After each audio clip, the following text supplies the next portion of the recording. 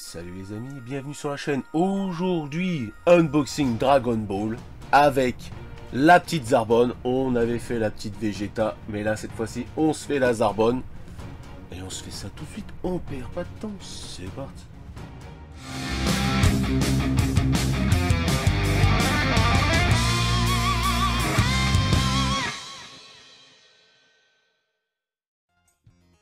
Donc voilà pour la boîte, encore une fois, on se répète, hein, on fait toujours la même chose. La boîte, Matchmaker. Maintenant Dragon Ball c'est à peu près tout le temps là, les mêmes boîtes. On fait le tour vite fait avec Zarbon qui fait son attaque sur Vegeta. Là la photo avec le petit décor photoshopé. Là en noir et blanc où on nous dit franchement elle claque. Elle a l'air de claquer. Et du coup on l'ouvre maintenant pour voir si c'est vrai. Hop, perds pas de ting. Par contre, celle-là, par rapport à la Vegeta, la boîte, elle n'a rien. Pourquoi, je ne sais pas. Je pense qu'à mon avis, la Vegeta, elle a dû... elle a dû la protéger, quoi. J'en ai qui... Vraiment, les cartons, ils ont rien du tout. Et la Vegeta était complètement défoncée. Je crois que la Vegeta, c'était même la pire. Bon, ça passe, encore. Mais bon, ça fait quand même chier. On va pas se mentir. Ah... La Zarbon qui a l'air un poil plus grande que la Vegeta. Est-ce qu'il y a assez de place? Alors, 1, 2, 3, 4, 5, 6 pièces pour la Zarbon. Et on se fait ça tout de suite. Avec le super ciseau de la mort qui tue. Hop là. Par contre, leur socle... J'avais dit sur la Vegeta, le zéro pointé pour ça. Et ils refont exactement le même. Ça, c'est complètement naze. Le socle, vraiment zéro. Je crois que c'est ce qui pourrit la figurine, d'ailleurs. Vraiment, le socle nul. Ça faisait longtemps... Ah oui, donc celle-là se met à l'envers. Oui, pour l'effet dynamique. Ok, ça, c'est cool. Par contre, ouais. Là, il faut forcer un petit peu pour la faire rentrer, mais sinon, ça rentre assez bien. Donc, la tête a l'air... Eh, c'est pas elle a l'air, c'est qu'elle défonce, regardez. Elle défonce la tête. Le sculpte de la tête, il est impeccable. On va la foutre là-dessus, et regardez-moi ça.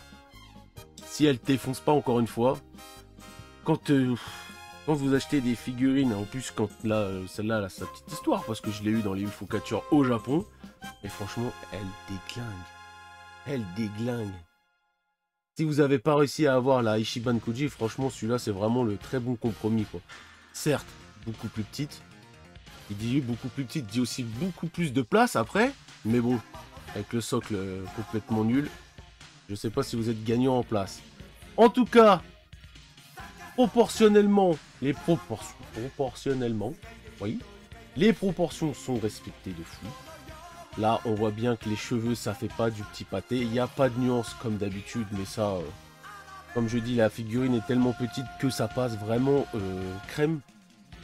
Les mains sont super bien sculptées. Je prends la cape, attention, j'espère qu'elle va pas tomber. Les mains sont super bien sculptées. La tête est super bien sculptée. L'armure est super bien sculptée. En plus, comme je dis, c'est du mat. L'effet dynamique de la cape est vraiment stylé. On voit bien que là, il met toute la puissance. Quand on la pose comme ça, là, on voit bien la patate, là. On voit qu'il va envoyer... il va envoyer de la puissance. Le slibard, vraiment super bien fait aussi. Les jambes, les pieds, tout ça, vraiment... En plus, sur les pieds, je sais pas si on voit bien. Ils ont même fait les petits traits. Et c'est même les limites, c'est les traits qui sont les petits traits de la chaussure qui sont les plus nuancés, quoi. Vraiment, 10 sur 10 sur cette... Moi, je le dis, 10 sur 10. Bon, allez, 9 parce qu'il n'y a pas de nuance. Mais il n'y a pas besoin. Je vous enlève la tête. Regardez, je vous montre. Regardez, même sur la espèce de queue de cheval. Ah, ouais, voilà. La queue de cheval, ils ont même fait le petit truc là doré. On attache couette là, je sais pas quoi.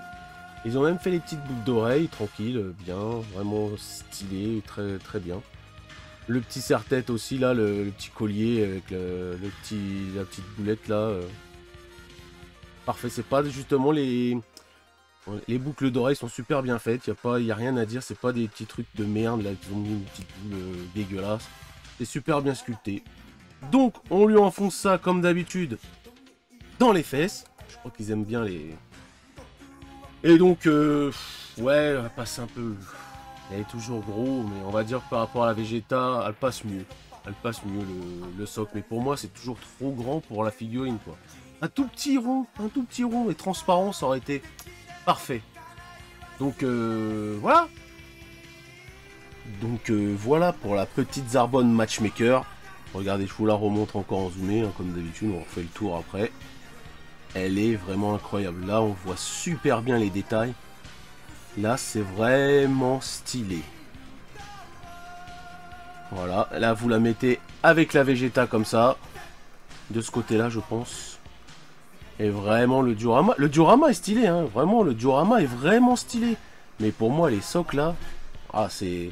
Là, ils auraient dû faire comme la Bardock avec son... La Bardock avec son fils, là, quand ils avaient fait la collab. Où dans un seul socle, il y avait les deux figurines. Et ben voilà, ils auraient fait ça, ça aurait été top. Là, on aurait compris pourquoi il y avait un socle aussi gros. Mais là, par rapport à la Vegeta, c'est trop gros. Mais bon, la Zarbonne défonce, la Vegeta défonce. C'est un diorama de la mort qui tue. En plus des Zarbonnes, il n'y en a pas beaucoup. Sauf si vous avez loupé l'Aishiban Kuji. Là, c'est un très bon compromis, vraiment. Donc, que demander de plus? Si ce n'est que si cette vidéo vous a plu, comme d'habitude, le pouce bleu, le pouce rouge si vous n'avez pas aimé, le petit commentaire, ça fait toujours plaisir. Abonnez-vous si ce n'est pas déjà fait. Et puis sur ce, tchuss!